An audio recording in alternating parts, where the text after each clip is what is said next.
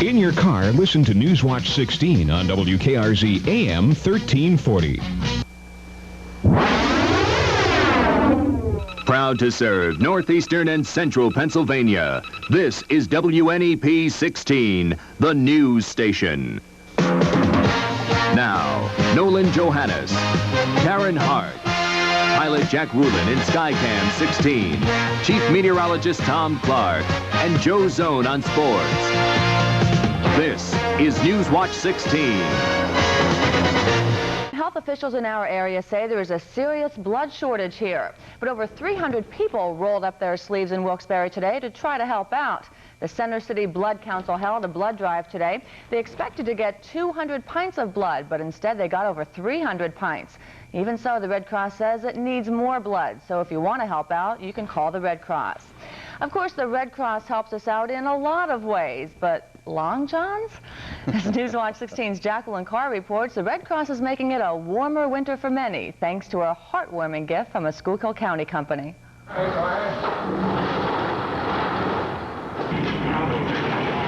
The J.E. Morgan Mills Company of Tamaqua is making use of its extra pairs of thermal underwear this year by making a donation to the Red Cross. Over 100,000 pieces of long underwear will be given out to the needy, most of it by the Red Cross in New York City. Morgan Mills put out more thermal underwear in a year than any other company in the country. The company management decided to donate its extra stock this year when the Red Cross asked for help for the homeless and the poor. Since our manufacturing firm can't help feed people and we can't provide heating oil, we decided to donate some of our product to help those less fortunate keep warm. 4 tractor trailers were loaded with the thermal underwear this morning to be unloaded Sunday in New York to charities that will hand out the underwear to needy people. Charlie Ridgway of the New York City Red Cross thinks it's great that a company from a small town like Tamaqua can help out so many people. It's great. It helps us to help the people who need the help. So we're happy that these people are here to help us. We're quite proud of it, obviously, and we hope that other manufacturers might see the way that they can help too. Long Johns being loaded out are going to New York City. On Monday, a truck filled with thermal underwear will be going to Pottsville for needy people in Schuylkill County. Jacqueline Carr, Newswatch 16 in Tamaqua. For people in Pike County, it's a painful memory. It was the flood of '81, and on this 3rd anniversary of the Delaware River going over its banks, Newswatch 16's Dan Fiorucci looks back. I got up, I looked out the window, and I saw, oh my God, it's the flood. It was 3 years ago this week that massive floodwaters deluged Matamoras and Port Jervis. The flood sent huge chunks of ice downriver and damaged homes and property. I would think I lost a good $15,000 worth of electronic equipment. In all, it was the worst flood to hit the area in 26 years. Today, 3 years after the floodwaters have receded, there's little evidence of the terrible damage of February the 12th, 1981. From Skycam 16, it's clear that the area has been rebuilt. But on the ground, memories of the flood are still fresh. There was an awful lot of loss. People lost quite a bit, and there was quite a bit of damage done, and it was a shame. Oh, I guess it was. I guess it was bad. And I don't expect anything this year because the river looks very good, and I think everything's going to be clear. I think we're going to be fine this year. But even though no major floods are expected here this year, there's no telling about the years to come. As one fireman here pointed out, if the river ever gets the way it did back in '81, then there's nothing anyone can do about it. Dan Fiorucci, Newswatch 16, Matamoras. Newswatch 16's Chief Meteorologist Tom Clark will tell us if there's any floods in the forecast today. I hope not, but all I can say is thank you, Tom, for a beautiful day. Well, you're welcome. It was quite nice, but there may be an epidemic of spring fever before this weekend is through, and I'll tell you how warm it's going to get when we come back.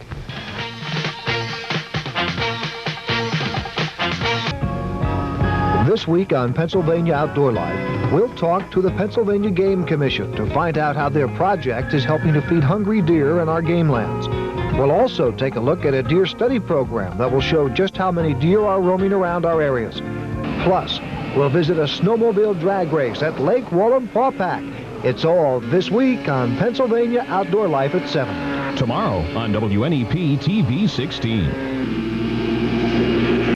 It looks like this weekend is shaping up to be a good bike riding weekend. Hey, yeah. Absolutely. How about that, Tom? Not bad. Looks like Sunday will be better than tomorrow. A little rain in the forecast, Karen and Nolan, but not too much. It's a beautiful evening outside now. We have a half moon overhead, but it won't be out for too much longer. Let me show you the temperature now as it stands. Relatively comfortable. Now it's 43. The humidity is 55%, the wind is light, and the barometer is holding steady. The range in temperature 46 for the high in this backyard today. It felt good. That low this morning, 28. The record high for this date, 57, set back in 1955. That's a view there from Skycam 16 today in High Point State Park. It's just east of Matamoras in New Jersey, and that pillar there marks where the borders of New York, Pennsylvania, and New Jersey meet. And that's a high point right there, that's for sure. Now, take a look at the satellite view. Some clouds here, now moving into Pennsylvania. That's our rainmaker situation coming in tonight. Raining now in western Pennsylvania, but plenty of mild air ahead of that, 55 in Philadelphia this afternoon. So this rain area moving through later tonight and tomorrow morning. Rainfall amounts will be very light, probably under 1/10 of an inch. Some breaks in the clouds to the west. That should happen here tomorrow afternoon. Some golf ball size hail from some thunderstorms down in Louisiana, but those storms have since dissipated.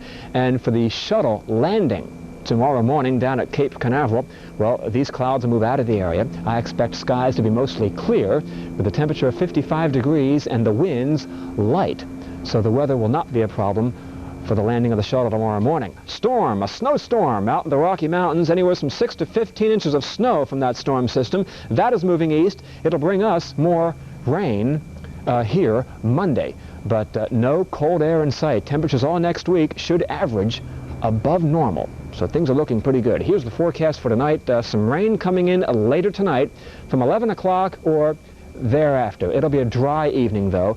35 in Hop Bottom, Susquehanna County, 35 in Wyoming, about 33 in Mount Pocono.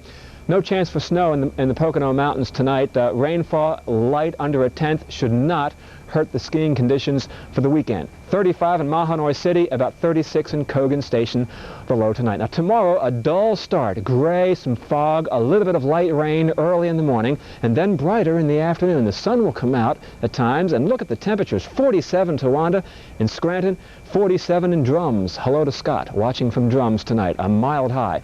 47 in Port Carbon, Watsontown, 48 for the high tomorrow. And then your health watch looks good. A good day maybe to socialize and be with people. The mood index very high with those high temperatures tomorrow. The rain later tonight, 47 tomorrow, some sun in the afternoon, a warm day on Sunday, a dry day, 55 for the high. The record is 62, but it's going to feel delightful. Some rain coming in again on Monday and possibly into Tuesday. 15 to 25 degrees above normal. Enjoy it. Enjoy it. Outdoors. Thank you, Tom. Thanks. Joe Zone coming up next with the Olympic story. Plus an exclusive report on 2 top high school football players' plans for college.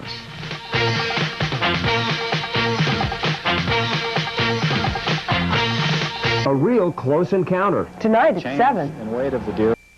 Joe, what happened at the Olympics today? Well, exciting day. The Soviet Union dominated the Olympics, but I'll tell you what, they didn't steal the show. The British ice dancing team of Torvald and Dean was the talk of today's action. They scored 3 perfect 10s in compulsory competition. You know what? No other couple had ever scored even 1 10 in the compulsories. The American couple of Michael Siebert and Judy Blomberg are 3rd after the compulsories. The Soviets, meanwhile, won 2 golds in cross-country and speed skating. They have 6 medals all totaled. East Germany 4. The U.S. is still without a single medal. And in the men's downhill, where the U.S. figures to do well, more bad news, more snow, another postponement. They'll try again on Sunday. Our exclusive Olympic coverage begins tonight at 7:30. You'll see, among other things, that record-breaking ice dancing routine by the British. National Letter of Intent Day came and went on Wednesday without a whole lot of fanfare locally. That's the day, incidentally, the country's top high school football seniors officially commit to the college they've chosen. A number of area players did get full scholarships and will be playing Division I football next year. 2 of the most sought-after players in the area were Berwick's Joe Orlando and Andy Mills. And today they told me they had finally made up their minds. Orlando, quarterback and defensive back, visited places like Ohio State and Pittsburgh, but decided on West Virginia. Well, it was like a sort of a town, you know, like a college town, and I'm used to living like in a small town, so I figured, you know, it had everything I wanted. It had the opportunity to play in the secondary, which I like to play in the secondary in college, and I feel the best opportunity to play at that college. That's why I chose it. Mills, the bruising fullback linebacker, also visited several of the big schools, but finally settled on Mississippi. I think Ole Miss was about the nicest one. It was like town sort of like Berwick. It's not very big. You know, in academics, it was beautiful. And you know, the other schools were big cities, and I didn't really want to go in a big city. It was no surprise that Berwick's kids received so much attention. They were, after all, named in one national poll as the #1 high school team in America. Still, one traditional area recruiter stayed away. The biggest schools were in here, you know, except Penn State. You know, I don't know what their thinking is, but, you know, who am I to question Penn State and their staff? They do a great job down there. Interesting thing is, this is the first year that I can remember where Penn State and Pitt didn't actively recruit or land one of our area kids. Well, what does a National Honor Society student do during his free time? Tim Karlson says if he's Wyoming Valley West Rich Miller, he tries out for the school basketball team. An advanced college placement physics class at Wyoming Valley West High School. It's for honors students meeting the challenge of excellence in education. Rich Miller is one of those students taking several honors courses like calculus, chemistry, and classic literature.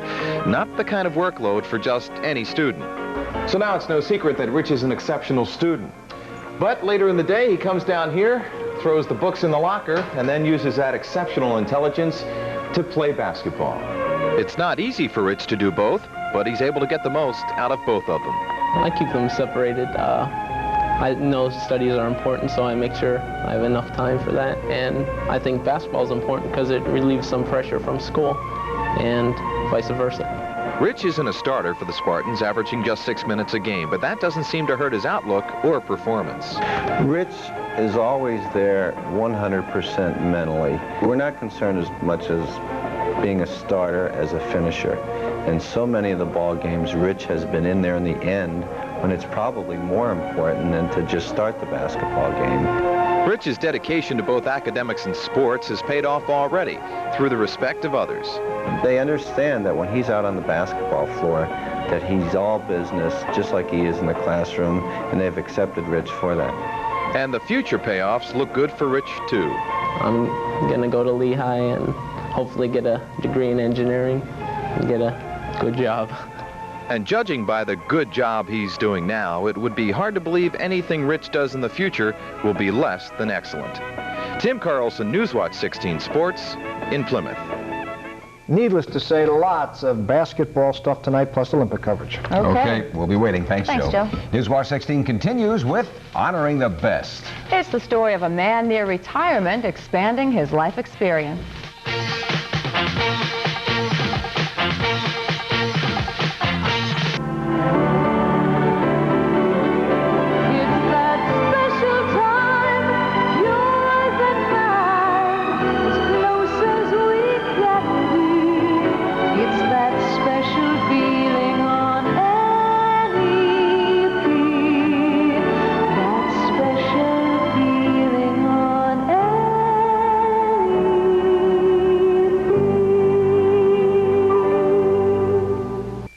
Finally tonight, it's never too late to learn, and Elton Kennedy is living proof.